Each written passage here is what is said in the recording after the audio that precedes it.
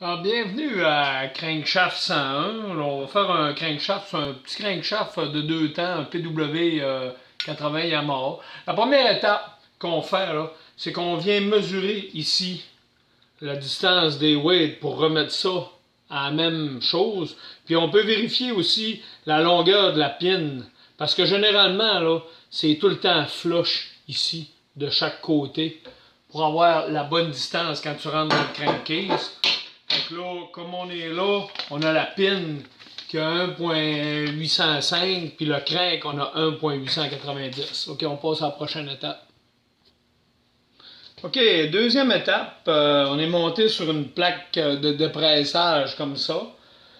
Après ça, on vient placer le crank comme ça. On vient mettre une pin pour pousser à la bonne place, pas déformer le weight.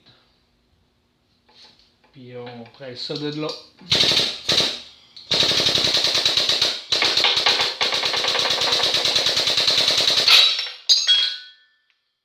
Et voilà. Étape suivante, on vient dépresser l'autre partie du weight de crank. On se place encore dans le même montage avec la même pin. Opération qui est très similaire.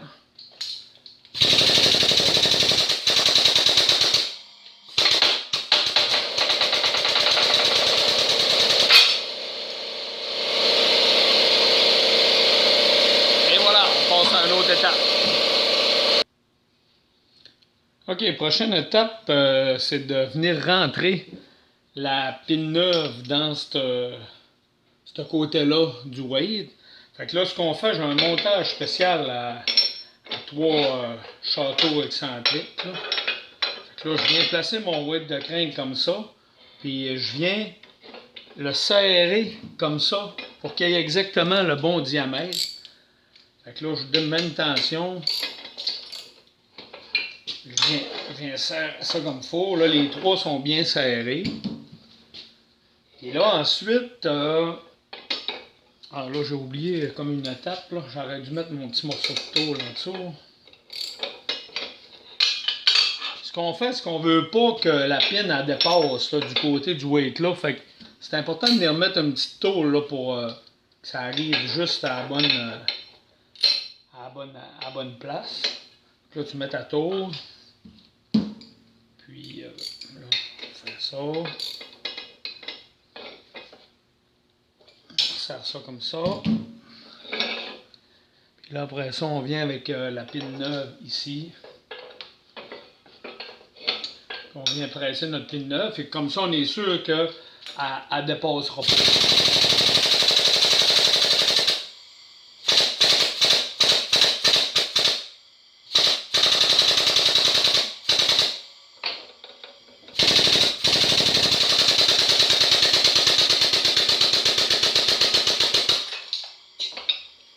Et voilà. Bon, fait que là, notre pin est bien rentré, on est bien à côté en dessous avec notre petite tôle. On vient mettre notre petit trosse washer. On met notre bearing. On met notre bielle. On met notre autre trosse washer. Là, ensuite, on vient. Ça qui est le guide quand il rentre. Là.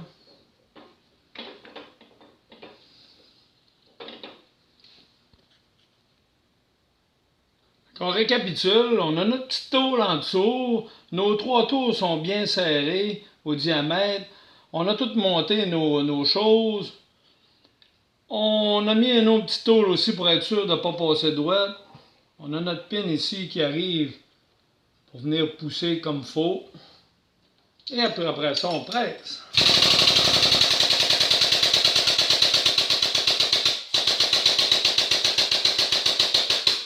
Comme tu vois, quand on arrive à la fin de course, on est sûr de ne pas passer droite. Ici, on est égal, puis de l'autre bord aussi. Là, après le pressage, comme je vous avais dit, on arrive pas mal flush ici avec les tôles. Pour s'assurer que tout soit bien comme il faut, on vient mesurer au micromètre, puis gars, 800 880... 890, exactement comme j'avais. Fait que là, on est sûr qu'on a un beau jeu radial ici dans la bielle, puis que la distance est bonne, que quand tu vas reformer tes crankcases, que tu ne seras pas trop ouvert ou trop fermé. OK, la prochaine étape, il faut vérifier si les weights de crank, même si on les a rentrés en 2 tours, pour voir si ça c'est un simulateur de crankshaft, pour voir si les weights sont pas rentrés, c'est exagéré, comme ça ou comme ça. Fait que là, ce qu'on fait, on monte le crankshaft sur un bench, puis là, écoute, faut pas s'hypnotiser à faire rouler ça comme ça. Il faut vraiment y aller méthodiquement. On dit bielle dans le fond, comme ça ici. J'ai fait mon zéro. Je reviens de l'autre côté, c'est-à-dire la bielle face à moi, et je vois que j'ai 5 millièmes de décalage. Ça veut dire que si je prends mon petit crankshaft simulator, puis que quand j'ai ma bielle avec vers moi ici, ben, ça me dit que je suis plus haut. Ça veut dire que je suis twisté comme ça. Donc, il va falloir que je rectifie en venant taper sur ce côté-là quand j'ai la bielle en face. Donc, ici, il va falloir que je vienne taper là pour corriger mon défaut que j'ai. Là, écoute, c'est pas une grande science. La seule science, c'est un marteau en brasse pour pas briser le weight de crank. Et puis, tu cognes dessus comme ça pour le faire détwister. Il faut pas prendre un marteau en acier. Fait que là, regarde, je fais juste donner un coup comme ça. OK, fait que là, après une petite séance de martelage, j'arrive ici, j'ai 0 quand ma bielle est dans le fond, je retourne, 0 quand ma bielle est là. Fait que là, il est parfait. C'est un crankshaft, normalement, là, il y a une tolérance de 1 à 2 millièmes, là, c'est pas gênant, mais c'est le fun de l'avoir à 0. L'autre chose qui reste, c'est dans l'autre axe, bielle en haut, me mets à 0, et bielle en bas. Là, on voit qu'il y a un plus.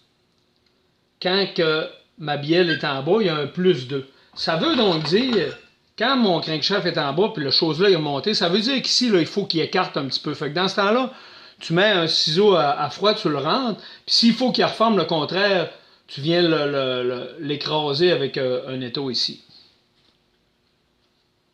Bon, fait que là, on vient de donner un petit coup de pas gros, parce qu'il y a juste 2 millièmes. On la remet dans le bench ici. Ça. On vient en haut. En haut, là, on vient mettre notre 0. On s'en va en bas. OK, il reste 1 millième.